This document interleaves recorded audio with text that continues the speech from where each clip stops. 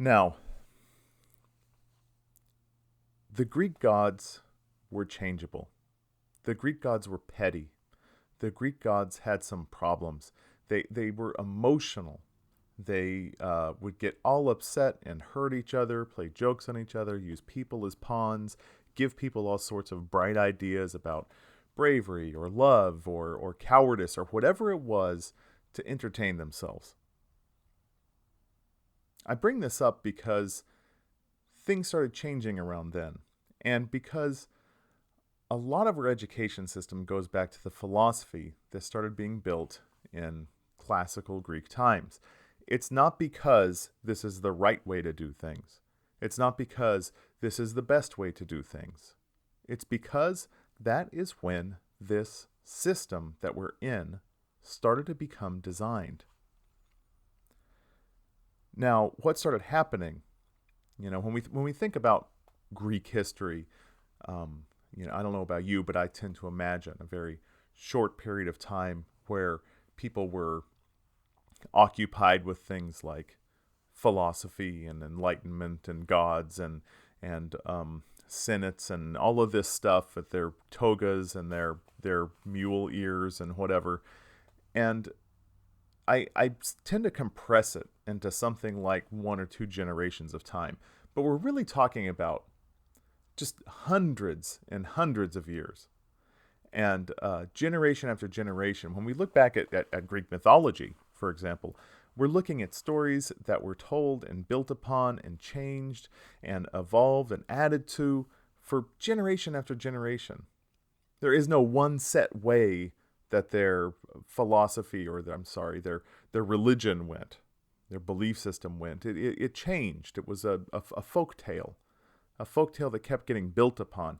And it's sort of like if somebody were to look back at our culture and tell the story of our mythology and start with, maybe our most prominent organized religions, throw in a little Santa Claus here, a little George Washington chop down the cherry tree there, the story of like Scrooge over here, and the story of Les Miserables over there. It's a conglomeration of stories. There was no stability to be found in this. The Greek gods had all of the trappings and foibles and problems that regular people had. Why does that matter? It's because at that time, there was no sort of like solid foundation for reason, for rationality, or anything like that. And this is where Plato really enters. Now I say Plato because Socrates only exists in the work of Plato, and we believe that Socrates existed. We don't have a lot of reason to believe that he didn't exist because he's a highly complicated character with a very rich history and a lot of different, very specific attributions. It would have been really hard for somebody to make up somebody like this. However, if you were to look at all of the writers throughout history and find that one dude who could have made Socrates up, it would have been Plato. So, just saying, maybe just interject just a little bit of uncertainty into this situation. Now why we base things on what was going on with Plato and Socrates and then Aristotle is because they really invented this idea that critical thought was necessary.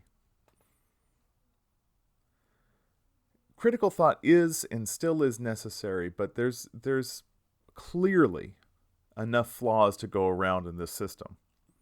Now, what I want to submit to you is that the whole idea of philosophy was looking for truth. Now, you and I feel like we have an idea of what truth means, of what truth is. And for the most part, you're probably right about what you think of as the notion of truth.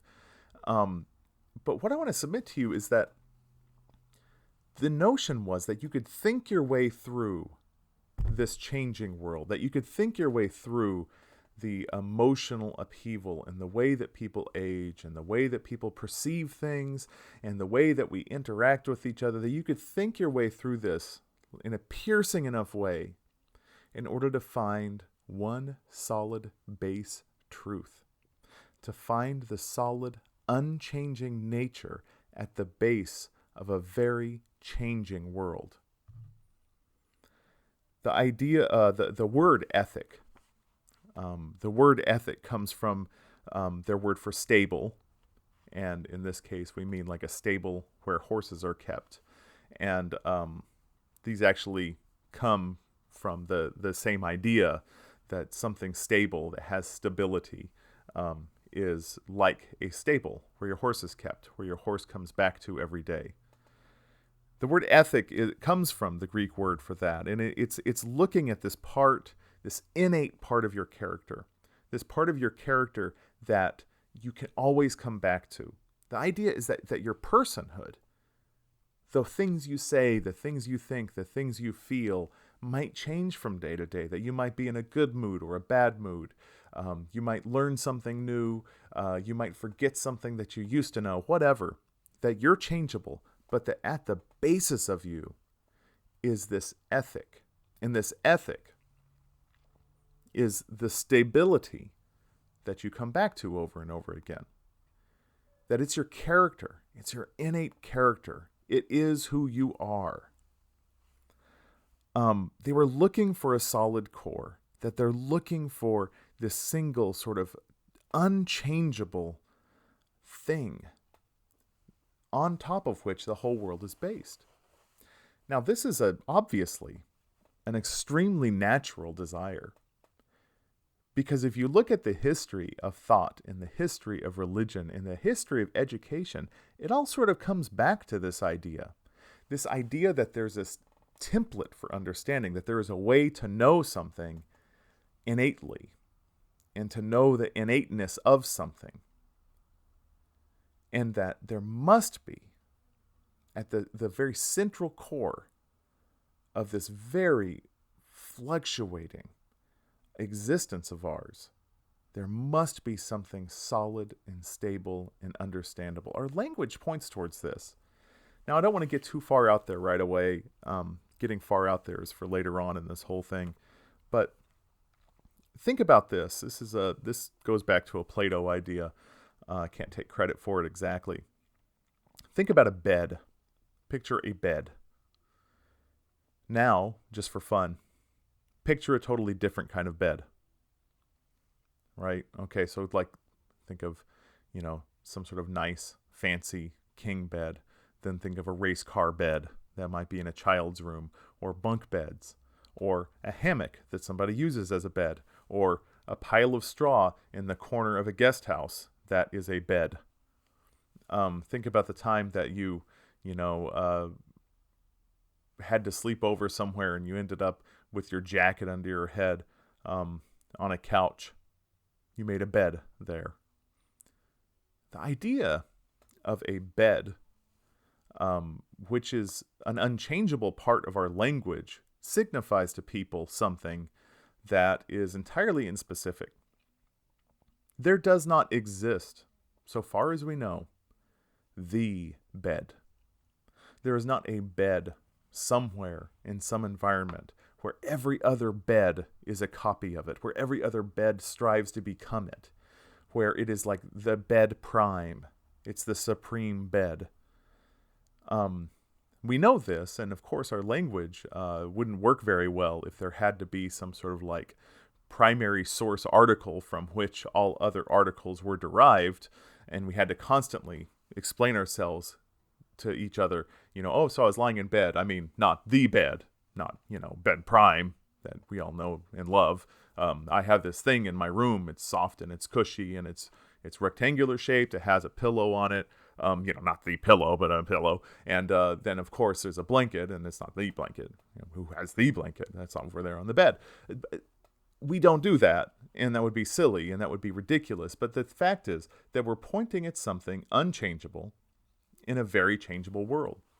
We're inventing this notion that a bed is a bed, and that there doesn't have to be a sort of like template for that bed.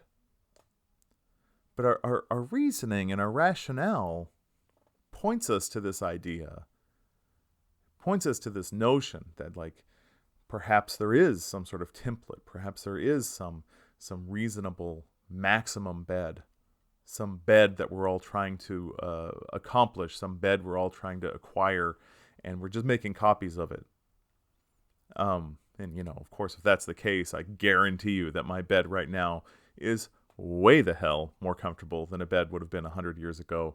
And I would imagine that the closer you get back into the world of invention, that our bed is better and better than that. And it's much more fireproof. And that's a huge advantage if you tend to sleep unconsciously, and you know, a fire happens. So there's tremendous advantages to our copies of our ideas, that our copies of these prime notions get better and better.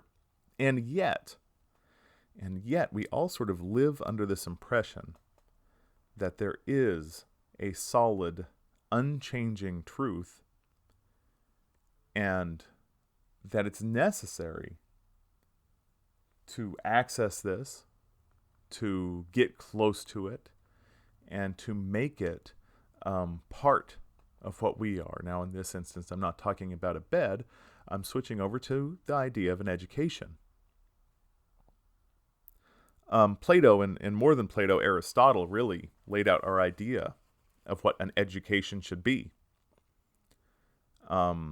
If you're wondering why you have to take math, if you're sitting in a math class someday and you're being challenged by all of its mathematical things, you have Plato to thank for that. I think it's chapter 6 of the Republic. I could be wrong. Book 6 of the Republic, where he laid out that people should know math and what people should know about it. Aristotle, in his book Nicomachean Ethics, really lays out what logic should be, of how we should be taught how to critically think. Now, we think of critical thinking as something innate, as something inborn, and that we go to school to polish it, or more likely to have it sort of systematized in a way that makes it virile and vigilant and powerful.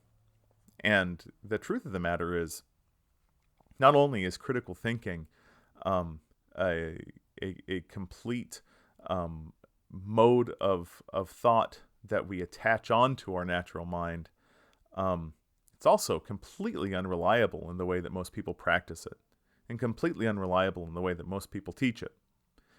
That there is no one nature of critical thinking.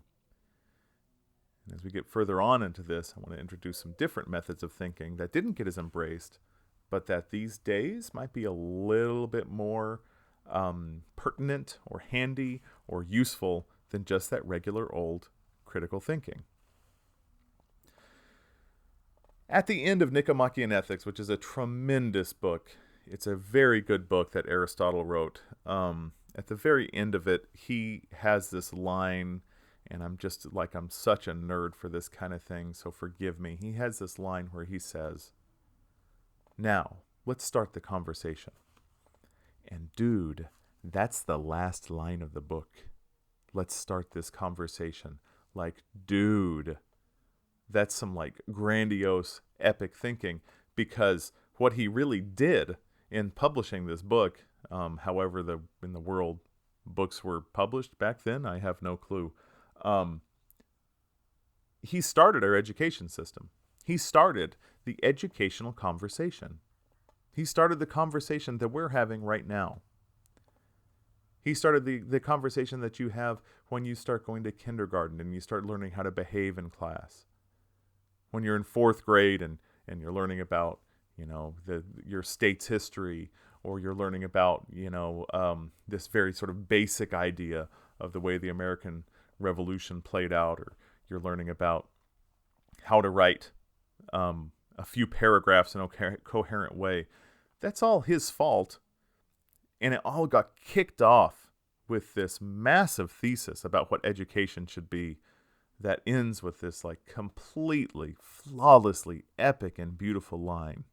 Now, let's start the conversation. Like, whoa, dude. Anyway, I'm just a nerd for that kind of thing. I think that's beautiful. But at the same time, I just want you to be thinking about this, that education assumes an unchanging truth.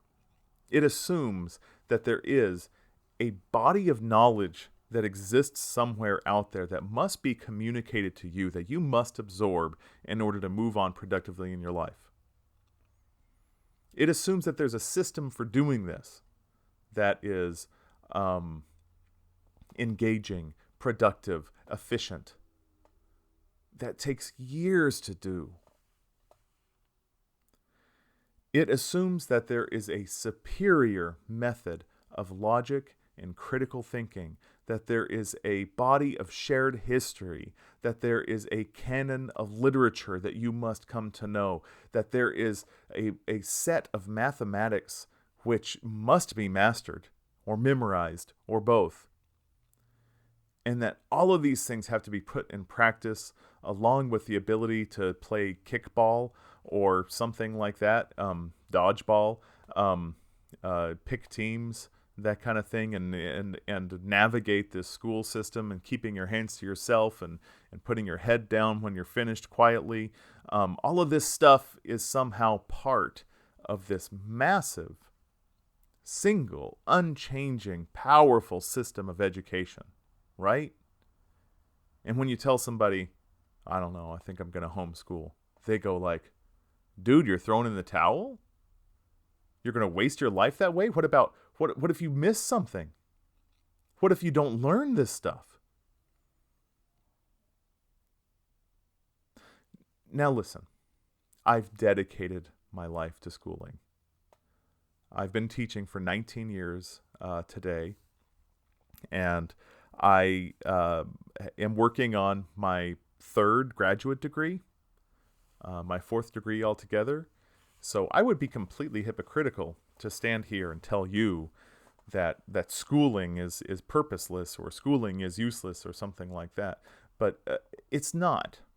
However, schooling is not the process that many of us have made it to be. Our perception of schooling, our notion of how it works and how it functions and how it intersects with our life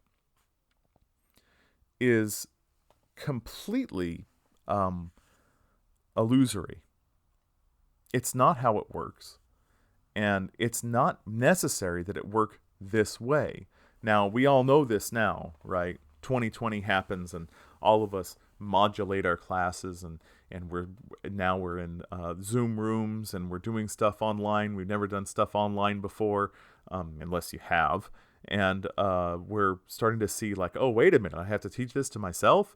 And all these other big challenges pop up that question this unchanging nature of the education system that we haven't questioned forever. I mean, we should have. This should have been a normal thing.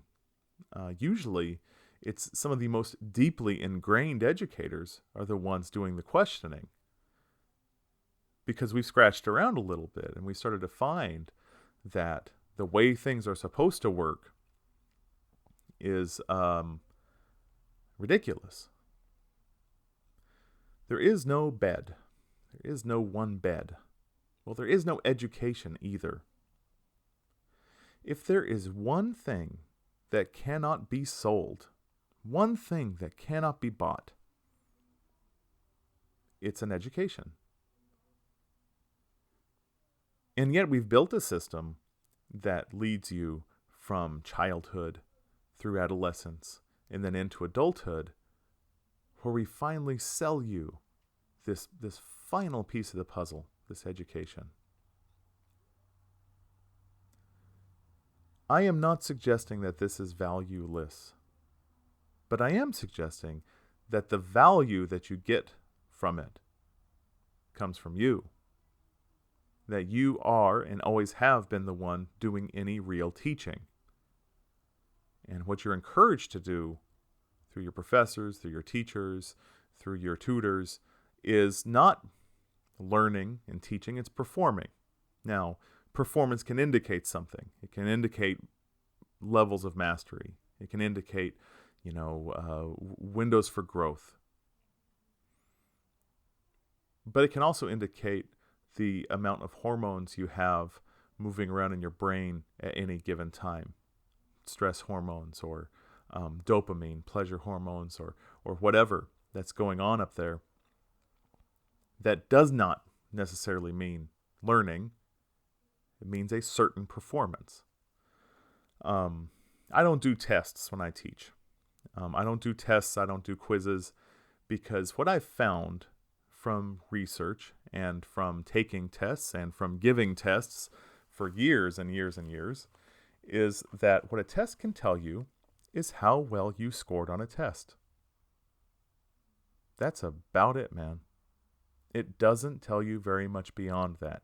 Now, there's lots of great ways and innovative ways that we can get a little closer to the bone, get a little bit better understanding as to how somebody understands something, or what they think of something, or how well they can put something together, or how well they've memorized something. Sure, there's more effective tests, there's less effective tests, there's trickier tests, and I hate tricky tests.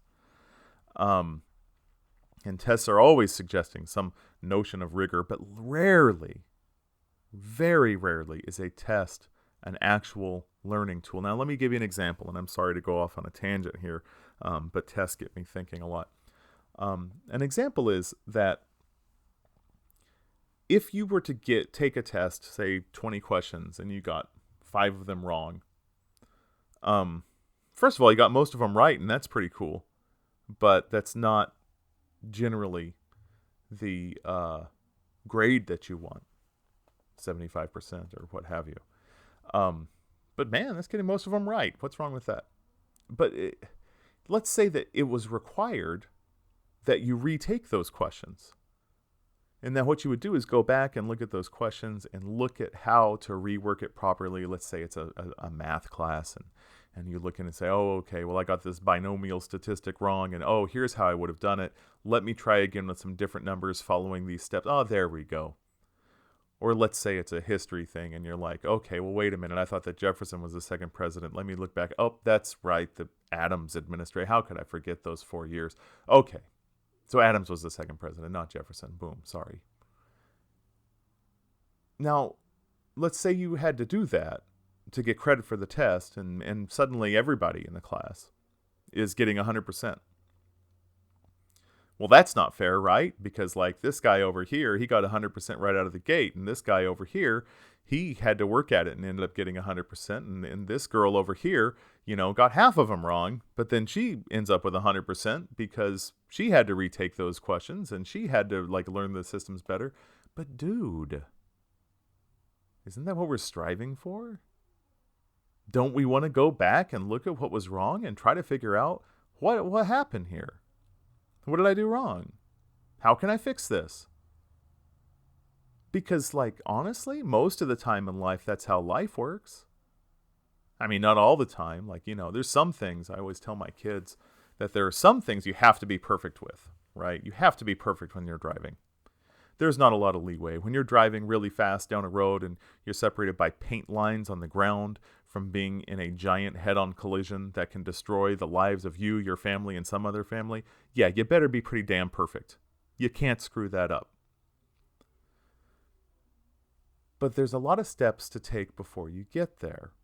And the process of driving is a process that gets deeply encoded on the neocortex of your brain and becomes this part of you. It's a process. It's not a body of knowledge.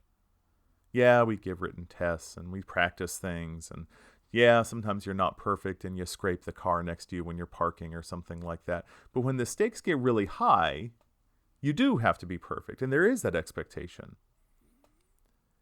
And it is possible because you've been given this sort of leeway of learning, and you've been given the tools and the practice, and again, deeply encoded this process on your neurons. Now, that's not going to happen when you're learning 6, 7 subjects at once. You don't have the chance to deeply encode this on your neurons. And my God, over whatever it is, 16 weeks of time, you have to suddenly no statistics? Or 16 weeks of time and you have to be able to write a perfect argumentative essay? Well, that's weird, isn't it? It takes 16 weeks of time to write a perfect argumentative essay and 16 weeks of time to perfectly learn statistics. I'm reminded of a Mark Twain quote that, isn't it amazing? I'm paraphrasing. Isn't it amazing how every single day there's exactly enough news to fill a newspaper? Isn't it amazing that every single subject has just enough knowledge and skill built into it that it takes 16 weeks? 3 hours a week of face-to-face and 6 hours a week of homework and, concurrently all with your other classes. Isn't it amazing that all of these subjects break down into the same bite-sized, semester-sized piece of information? Well, wait a minute, though. But that's if you're taking 16-week semesters. Let's say you're on a trimester system. Then it's 10 weeks. Suddenly, every single concept of practical knowledge and this base of unchanging truth that everyone must internalize in order to be a productive adult human being takes 10 weeks instead of 16 weeks. Maybe you work a little harder.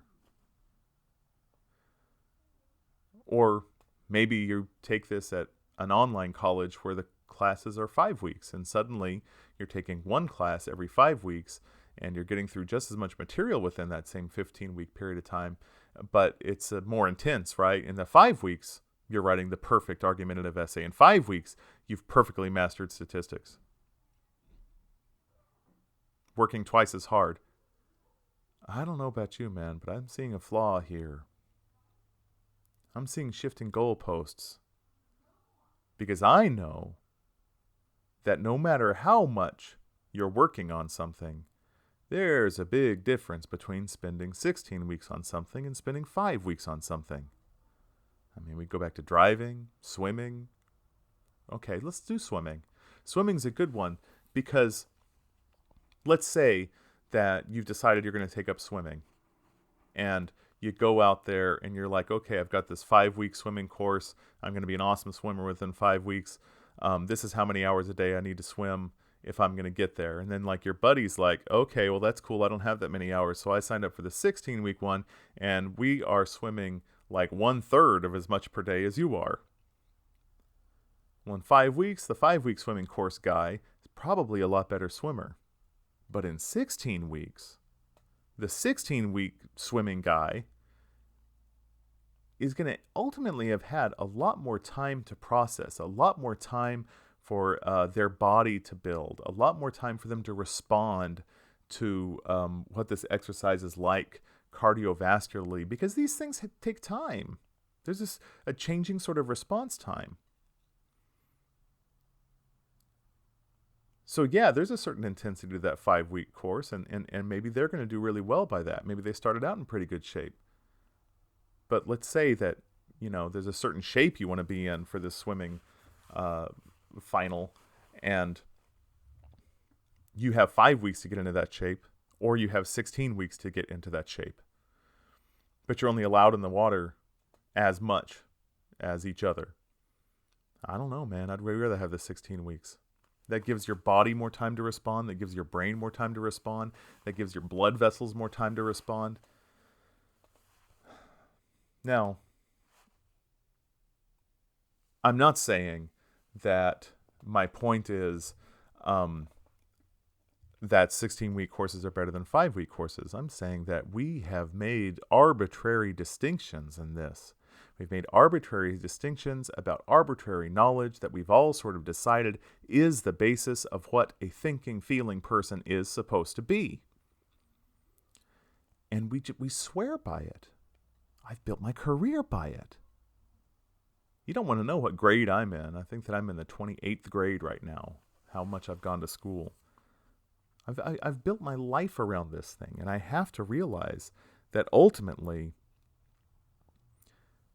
formalized education is not pure learning of pure subject in a purely uncontaminated situation. That is not what we're dealing with. Now, I want to submit to you that that's okay, but I want us to have our eyes open when we dip into this. I want us to have our eyes open so that we know that there is not a body of knowledge you must know. There is not a set of skills that you must master and a way of doing it. When you think about it, there are so many different ways to approach life, and there are so many different ways to approach learning. And most of us who are teaching subjects that are teaching subjects that we love, subjects that we've really delved into, subjects that we usually have spent a lot of time with. Usually it's something that we, have some sort of innate talent with, or we were rewarded with, or something like that. For example, I teach writing.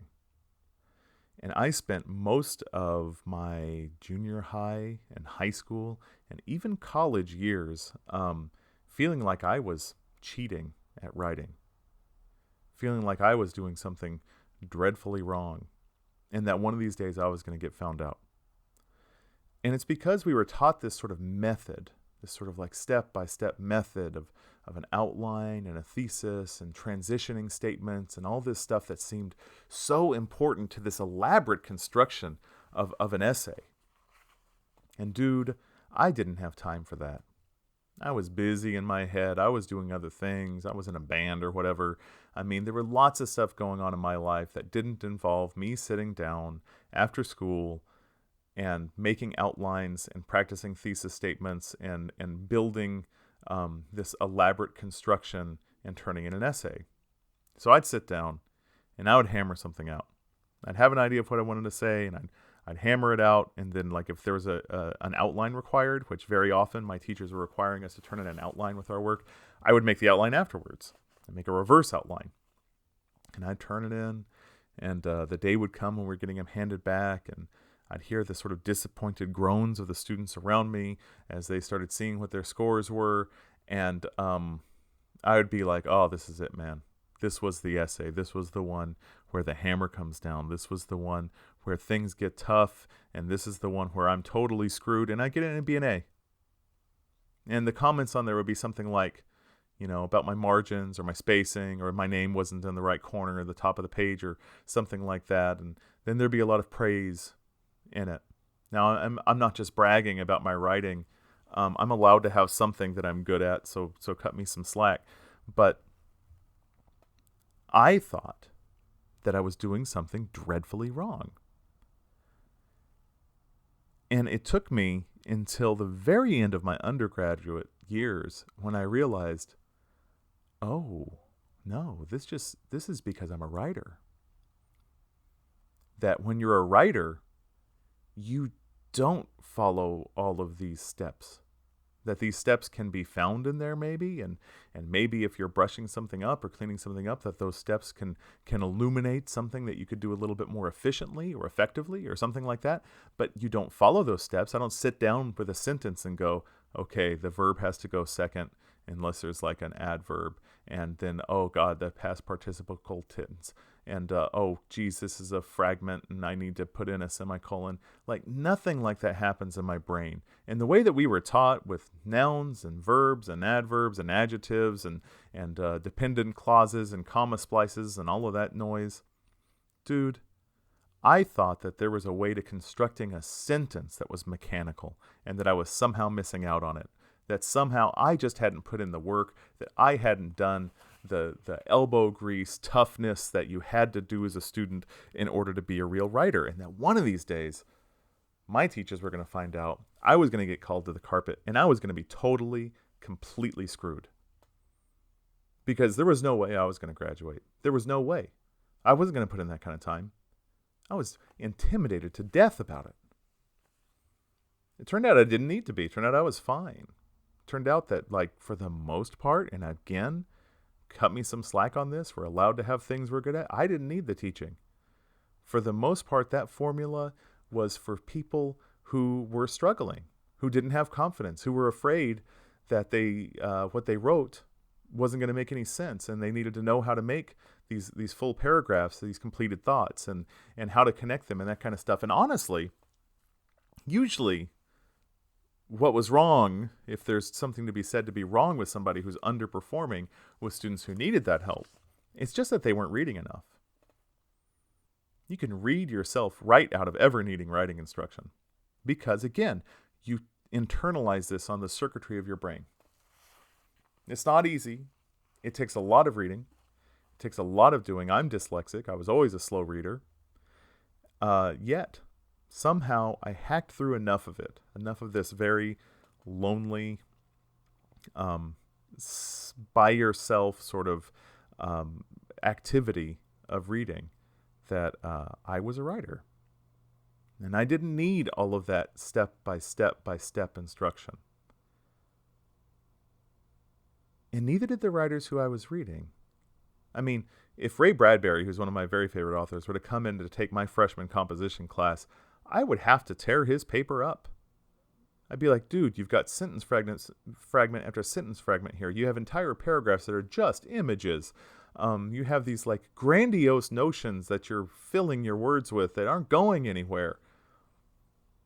He doesn't need my approval. He never did.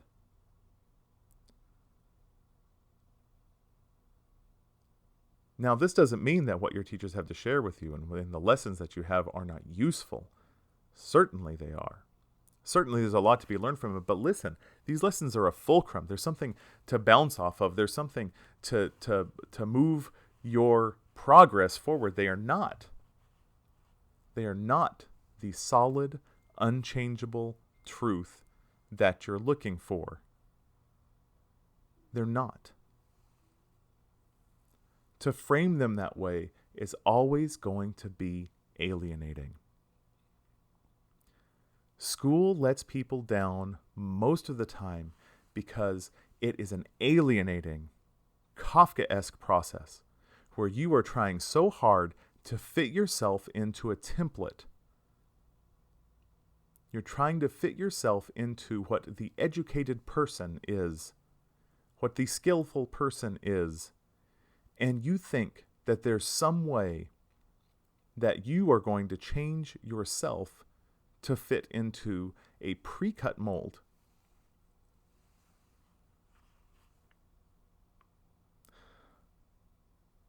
Ask anyone who's played a lot of Tetris. The best way to disappear completely is to fit in. That's my dad joke for the day. Now listen, the power structure that has put all of this education system into place, what it's based on, what its motives are, they're not, I'm not getting conspiracy theory here because power structures and huge systems like formalized education, these things don't pop up by accident, but they also are not perfectly and consciously designed. It's not clear to the people who are designing it, because our motives and the ways in which that we are sort of colonized by the thinking of other people, the ways in which we have had their habits and beliefs passed down to us are not always clear. Our biases are not always clear. Just like our use of words is not always clear why we've chosen a certain word, or why a certain word works better than another one. This isn't always clear to us, but it's generally true. And what I want to submit to you is that really the education system, this idea of assuming this one sort of unchanging truth, this one reliable body of knowledge, this one system of thinking and learning and skill set that you need to have, is really the ultimate cultural legacy of a power structure that relies on passing down its laws, its ethics, its logic in order to get you to conform to the way the power structure rules everything. That's its nature. That's its purpose. There's a fantastic quote by Paulo Freire in Pedagogy of the Oppressed, and I'm going to read it to you. Hold on a second, because it's a mouthful. There is no such thing as a neutral educational process. Education either functions as an instrument which is used to facilitate the integration of the younger generation into the logic of the present system and bring about conformity to it, or it becomes the practice of freedom, the means by which men and women deal critically and creatively with reality and discover how to participate in the transformation of their world. That the education process either indoctrinates us to the way things are and gets us to believe in it, gets us to participate in it, or it frees us from the way things are by showing us that it's all been a construct all along, that it's all been flexible and changeable all along, that we've assumed its unchangingness through the very nature of education, through the very belief that there is a rooted, unchanging, solid way to be, experience to have, way to think, and that you just aren't fitting in, and that you need to work a little harder to fit in. Dude, that's the nature of alienation. That is what alienation is all about. It alienates you from yourself, makes you less human and more part of a system. Now, I'm not saying that's always wrong. Stop looking through loopholes in the logic that I'm laying down here. Yeah, sure. I'm making these giant generalizations. Of course there are flaws in it. Chill out. It's normal. There's flaws in things, especially generalizations. Don't just root around looking for the way out like a rat in a maze. But accept for a minute that it's up to you. It's up to you to make the education process a liberating one. Yes, in an ideal world, education would be taught more as adaptation. Not just of the individual to society, but of the way ideas can change the world. Think if we taught lateral thinking instead of critical thinking, the way that you can move ideas and change tracks and switch thought processes to come up with new and exciting solutions instead of always following the deeply trodden path of critical thought towards one assumed truth. What if we were taught that we get to design the world? What if we were taught that our ideas, built on the ideas of others, are just as important and point in perhaps an even more correct direction than the ideas that those people had way back then?